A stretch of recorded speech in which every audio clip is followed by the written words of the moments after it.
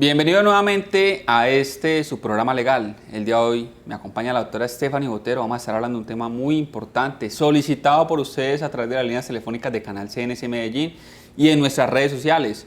Así que, doctora Botero, muchas gracias por acompañarnos el día de hoy. Gracias a usted, doctor Germán Guerrero, y al canal CNC Medellín, que nos abre sus puertas para hablar sobre todos los asuntos legales en todas las áreas del derecho. El día de hoy vamos a hablar sobre patria potestad, cuándo se priva de la patria potestad, cuándo se suspende la patria potestad, los efectos de ella y si se puede o no se puede rehabilitar. Así que, doctora Botero, indíquenos en qué consiste la patria potestad. Listo, la patria potestad consiste en ese conjunto de derechos y obligaciones que la ley consagra para los padres sobre sus hijos no emancipados, hijos menores de edad, para que administre sus bienes, los represente legalmente o extrajudicialmente. La patria potestad es para los padres solamente y no se puede confundir con lo que es la custodia y los cuidados personales de los hijos. La custodia y los cuidados personales es la tenencia de ellos, quienes los acompañan en su día a día. Es ese apoyo tanto para temas de educación, conducta, ética, o sea, es el cuidar a los hijos. La patria potestad es sobre todo esa representación legal, cuando los hijos menores de edad tienen bienes que deben de ser administrados por sus padres.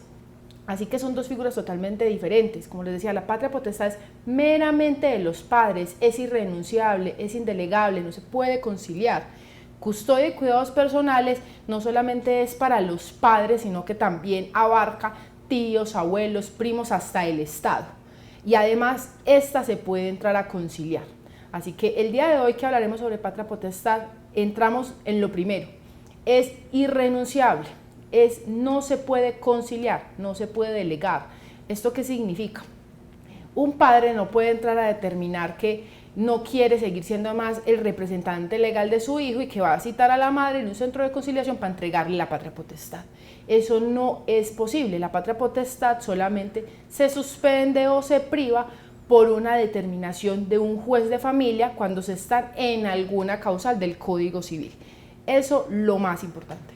Pero esas causales son taxativas, ¿no? Es decir, estrictamente se podrán aplicar esas y no otras. Y no otras. ¿Cuáles son esas causales?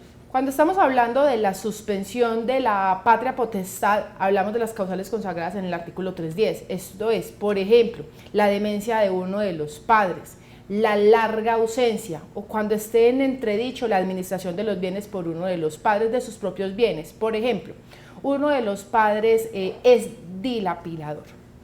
Se malgasta y derrocha la plata. Derrocha la plata, aparte de eso es adicto al juego, le encanta estar en casinos y es de esas personas que es capaz de hipotecar sus propiedades, de vender. Así que si esta es la persona que administra los bienes de su hijo y es así con sus propios bienes, ¿cómo serán con los del hijo? ¿Cómo serán con los del hijo? Eso es lo que quiere plantear la norma, porque la norma no dice que esté en entredicho la administración de los bienes del hijo, no. La norma dice que esté en entredicho la administración de sus bienes, por lo que jocosamente dijo el doctor Guerrero, si así es con su propio patrimonio, ¿cómo será con el del hijo? Total. Que es el que él debe de administrar. Así que en ese momento, bajo esa causal, se puede entrar a la suspensión. Una madre supremamente preocupada dirá, estamos casados, pero nuestro hijo tiene varios bienes, ambos somos los administradores, yo no confío en cómo estás administrando los bienes de nuestro hijo. Acudo ante un juez de familia y solicito la suspensión de la patria potestad bajo esta causal. ¿Y qué pasará? Ese padre podrá mejorar sus actitudes y dirá, no, yo quiero ser una mejor persona, quiero hacer las cosas bien y, por ejemplo, entra algún tipo de rehabilitación, ya no es adicto al juego, ya es más consciente de cómo administrar los bienes y a través de esa rehabilitación puede acudir ante un juez, demostrar que ya no está en entredicho cómo administrar sus bienes y volver a recuperar la patria potestad que tenía sobre su hijo. Ya las otras dos, por ejemplo, lo que son demencias, no todas las demencias son permanentes. Se puede entrar, transitorias pueden ser por un mal golpe, un golpe ahí como mal dado en la cabeza. Claro, una demencia transitoria, en el momento en que se dé la recuperación y una alta médica, podrá acudir nuevamente ante un juez de familia y solicitar la rehabilitación para volver a tener la patria potestad. Y cuando estamos hablando de una larga ausencia, como su mismo nombre lo indica, puede ser que un padre esté ausente por cualquier situación, digamos una que no sea propiamente de él, está secuestrado. Es algo ajeno, pero está ausente y, por ejemplo, se necesita que la madre tenga la representación legal de su hijo y como el otro padre no está, pues yo puedo solicitar la suspensión a través de una sentencia judicial, pero digamos que luego cuando es liberado esa persona y recupera su libertad, dirá, yo quiero volver a tener la representación legal de mi hijo, la larga ausencia ya no está operando, puedo solicitar la rehabilitación ante un juez. Estas son las causales para la suspensión, pero podemos estar hablando de las causales del artículo 315 del Código Civil que habla de la privación de la patria potestad. Lo primero, bajo las causales de la privación de la patria potestad, luego de determinación de un juez, se dicte una sentencia, no se puede volver a recuperar. Esto es, la rehabilitación solo opera para las causales de suspensión y no para las de privación. Privada la patria potestad no se puede volver a recuperar en ningún momento. Y las causales que consagra el artículo 315 del Código Civil son, primero, el maltrato al hijo. Segundo, está el abandono, que no se puede entrar a confundir con la larga ausencia. El abandono es un abandono total. Que ni que lo llama, pues, ni una llamada hace 10 años. No solamente es el desaparecer de la manera afectiva, que puede ser el tener el contacto con un hijo, sino que además económicamente el padre tampoco es que aporte mucho, no responde por su hijo, no lo visita, prácticamente se desentendió que tenía hijo. Aparte de eso tenemos la causal de la depravación, un poco complicada de probar, habrá que entrar a demostrar que esa depravación es frente a ese hijo. Y también existe cuando uno de los padres ha sido condenado a una pena privativa de la libertad superior a 1 año. Muy importante, no porque una persona sea condenada, digamos cualquier cosa, a un hurto, ya se puede determinar que listo, que por esa conducta delictiva que lo llevó a una condena, ya está privado de la patria potestad de su hijo, porque puede darse en muchos casos que sea un padre ejemplar, simplemente que cometió un error, la justicia penal lo sancionó y por X o Y motivo fue condenado. No por eso entonces ese padre ya pierde toda representación legal de su hijo. Hay que entrar a determinar por qué conducta delictiva esa persona fue privada de su libertad, porque distinto es si la condena es por cualquier otro tipo de delito contra los menores de edad. Por ejemplo, fue un acceso carnal contra menor de 14 años, el doctor Guerrero me corregirá el tipo penal, y esa persona ha sido condenada. El tipo de delito recae sobre un menor de edad que puede dejar entredicho como estamos hablando de niños, es mejor privar la patria potestad porque ese padre de pronto no es apto para estar en la representación legal del niño. Así que hay que determinar que no toda conducta que genere una condena da lugar a privar la patria potestad, por lo que habrá que acudir ante un juez de familia y será él quien determine si por esa conducta delictiva da lugar o no a privar la patria potestad de alguien. Bueno, ahí con lo que acabas de comentar se me genera a mí una duda y me la responde obviamente si tiene la respuesta a la mano. Porque frente a la suspensión de la patria potestad, pues se da indiscutiblemente la posibilidad de rehabilitarse, ¿cierto? Se suspende por un tiempo, no es para siempre, y se puede rehabilitar. Pero en la privación, es como su nombre indica, ya no hay más posibilidad entonces de volver a ella.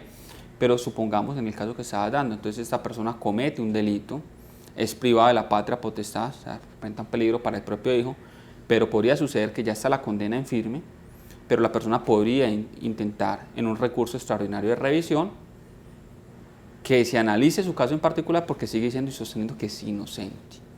De gente inocente las cárceles están llenas en Colombia. Ya fue privada de la patria potestad, se adelantó el trámite, efectivamente está la condena, llevan la sentencia que prueba que efectivamente fue condenado por ese delito atroz.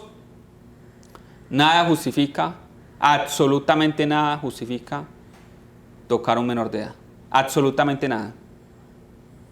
Y entonces en esa revisión se encuentran que efectivamente existieron unos hierros o interpusieron la casación. Hay unos falsos juicios de interpretación o apreciación por parte del despacho que tomó la decisión o del tribunal que tomó la decisión. En el caso, pues obviamente tuvieron que haber agotado segunda instancia. Revocan completamente la sentencia. Pero ese padre fue privado. No hay forma de restablecer en ese caso esa patria potestad. Como lo determina el Código Civil, no parece posible, ya que la norma no dice en algún parágrafo, en una parte, que en caso de que se dé una anulación o que se dé en un proceso de casación, se anule esa condena por X o Y circunstancias, se podrá hacer la rehabilitación de esa persona. No. La norma fue muy clara en la que consagra artículo 310 las de suspensión de patria potestad, artículo 315 las de privación. Sería una lástima porque en el contexto en que lo plantea el doctor Germán Guerrero, este tipo de causal debería de entonces estar no en las de privación, sino en las de suspensión. No, igual pues me parece bien. Yo lo que intentaría en ese caso, como abogado de familia, me corrijo sobre usted, la experta en el tema, es mirar la posibilidad de que se revoque la sentencia del despacho, toda vez que el fundamento o el soporte para tomar esa decisión de privación tuvo que ver con una sentencia que fue revocada.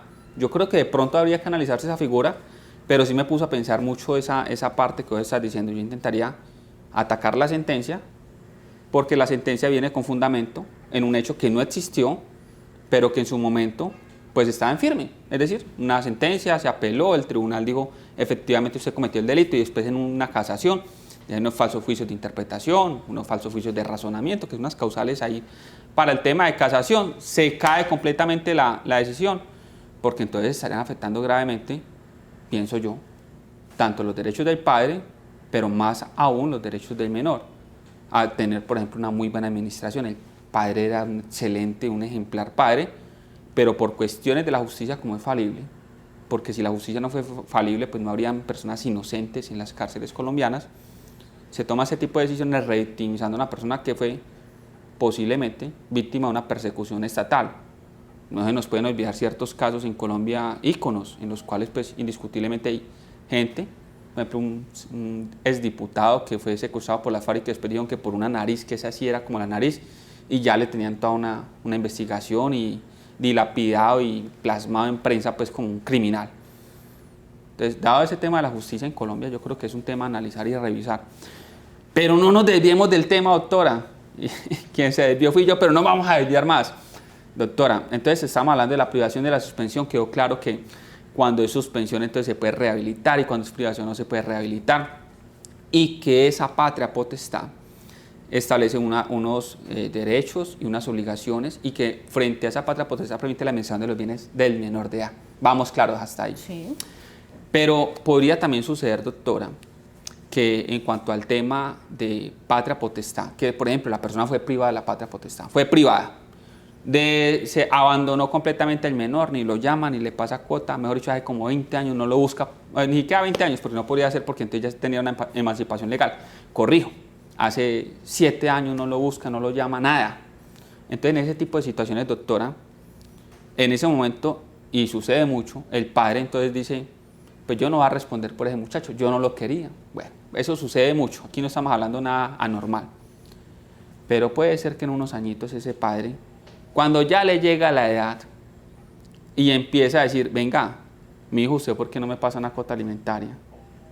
¿Cómo voy yo ahí?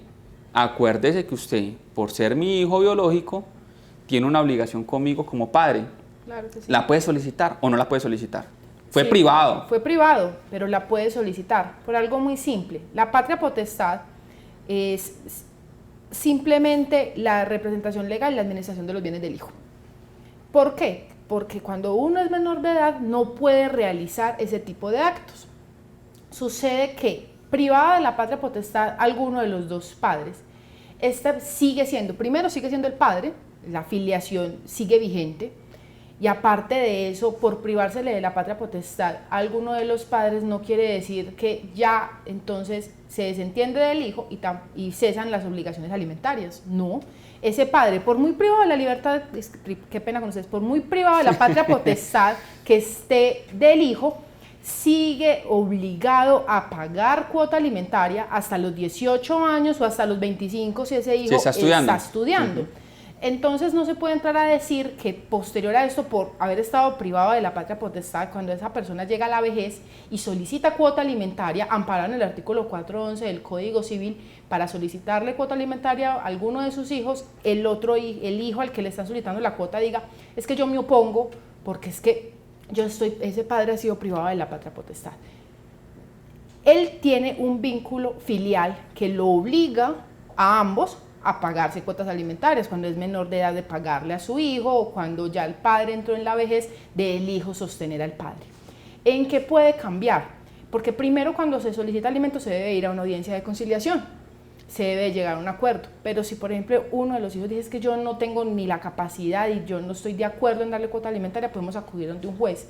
Creería yo que al acudir ante un juez y aportar este tipo de prueba, se pueda dar una disminución en una cuota muy alta, en el entendido de que puede haber un reproche social por parte del juez al padre que dijo, es que usted abandonó siempre a este hijo, por lo mismo se le privó de patria potestad, ahora usted viene a solicitar cuota alimentaria.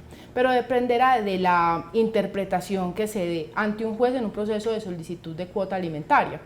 Pero de entrada, ese padre que entró en la vejez tiene todo el derecho de solicitarle cuota alimentaria a su hijo, porque la patria potestad no lo dejó sin ser padre, simplemente que por un tiempo, mientras que el hijo cumplía la mayoría de edad, ya no lo podía representar legalmente. Esa anotación es tan importante porque muchas personas creen, más que todo, pues pueden darse en ambos casos, ¿no? Que la madre o el padre, pero más que todo, al menos los casos que llegan a la oficina, el común denominador, para ser más claros, es el padre que abandona.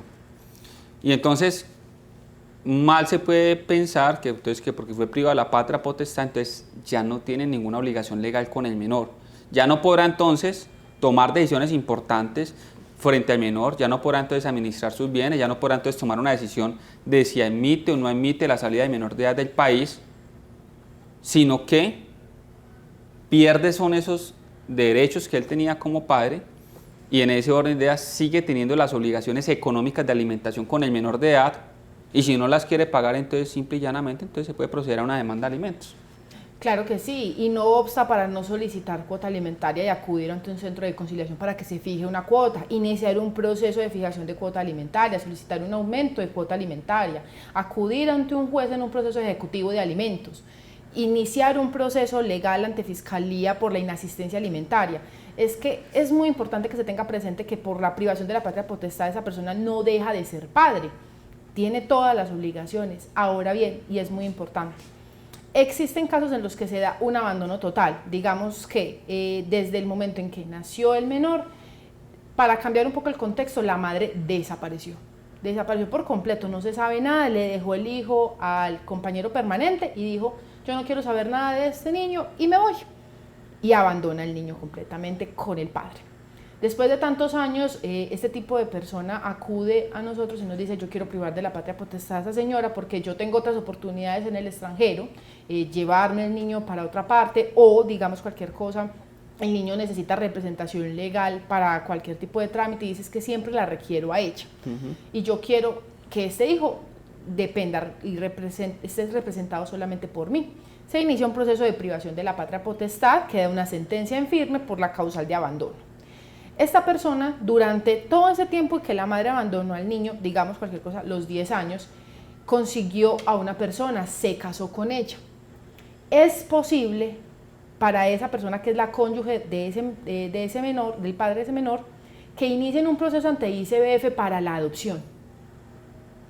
Es muy importante porque se puede dar el caso de pasar todos los filtros que existen para el tema de adopción ante ICBF y que se le dé a esa señora que está casada con el padre de ese niño la posibilidad de ser la madre adoptante de ese menor. Porque se han creado unos vínculos como fraternos, ¿no? Claro afectivos. Que sí, afectivos, y aparte es la cónyuge o puede ser la compañera permanente de esa persona, y se inicia el proceso de adopción y se da y se decreta y después ante un juez la confirma. De tal forma que en ese caso, y al darse la adopción, cesa cualquier vínculo filial con esa madre que digamos desapareció durante tantos años y que después no puede llegar a aparecer cualquier día y decir, buenas, vengo por mi hijo, porque ahí ya se fragmentó. O páseme cuota alimentaria. Exacto, porque se fragmentó el vínculo que existía entre esa forma filial, porque recuerden que los alimentos se solicitan por el artículo 411 y los alimentos se le deben a los hijos y a los padres, pero si ya no existe ese vínculo filial, porque quedó terminado por un decreto y por una sentencia de adopción, ya no se podrá dar el caso que plantea el doctor Guerrero de venir a decir que vengo a solicitar cuota alimentaria, porque en estricto sentido y legalmente él ya no es su hijo. De hecho, ese proceso de adopción tiene dos etapas, ¿no? La parte administrativa con el ICF y la parte judicial con la sentencia, que ya va a decir, hay un vínculo civil, hay una obligatoriedad ya. Y hacemos un cambio en el registro civil de nacimiento donde desaparece por completo la madre o el padre que era de ese menor por temas biológicos, y aparecerán los datos del padre o los padres adoptantes, expidiéndose un nuevo registro civil de nacimiento. Doctora, el tiempo en televisión es bastante corto. Indique a los televidentes, por favor, ¿dónde nos pueden contactar? Bueno, nos pueden contactar al teléfono celular 301-322-9007 o al teléfono fijo 512-9527. Nosotros estamos ubicados en la ciudad de Medellín, en el edificio del Café, oficina 2002. Y aparte tenemos otras sedes en las ciudades de Bogotá, Barranquilla, Pereira y La Dorada, Caldas. Y además nos pueden contactar en todas nuestras redes sociales. Bueno, han sido ustedes muy amables y muy gentiles por habernos aceptado el día de hoy en sus hogares. Junto con la producción del canal CNC estaremos creando nuevo contenido. Déjenos en las redes sociales de qué temas de interés legal quieren ustedes conocer, para poder entonces entrar a resolver todas sus dudas e inquietudes, porque somos sus principales aliados estratégicos en la defensa de sus legítimos intereses y derechos. Que estén muy bien.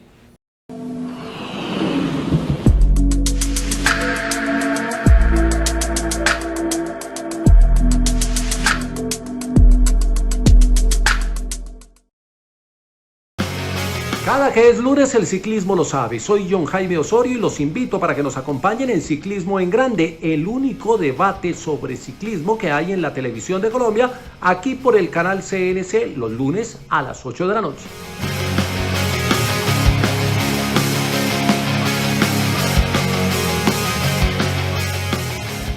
Bienvenidos a Ciclismo en Grande, estamos en temporada de pandemia y nuestro...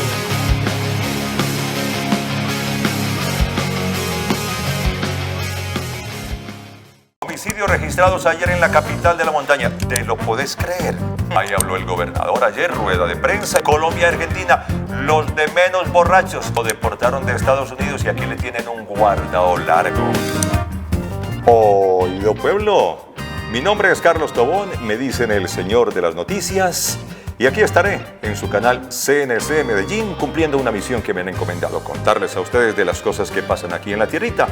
Estaremos a la hora del almuerzo, al mediodía, porque aquí, en el Valle de Aburrá, todo se sabe. Todo se sabe. Nos vemos pues.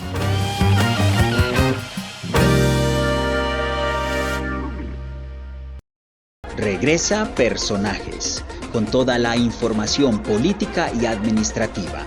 Los martes y jueves tendremos un invitado con el que analizaremos diferentes temas de interés. Personajes, martes y jueves a las 7 de la noche y solo aquí, en su canal CNC Medellín.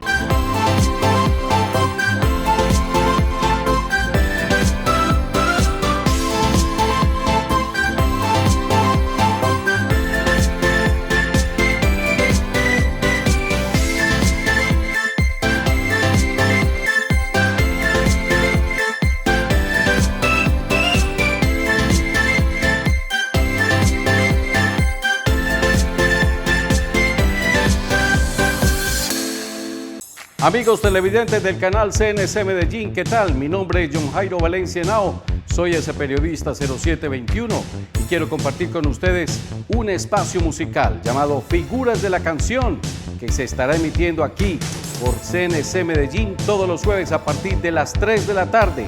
La mejor música romántica, décadas de los años 70 hasta este nuevo milenio, con la música que nos hace vibrar. Aquí en CNC Medellín, Figuras de la Canción. No se lo pierdan. Hola, ¿qué tal, queridos televidentes de CNC Medellín? Mi nombre es Manu Bastidas y quiero invitarlos todos los jueves a las 5 p.m. a mi programa Al Aire con Manu Bastidas, donde tendremos a los artistas más famosos y figuras públicas. No se lo pierdan en tu canal CNC Medellín.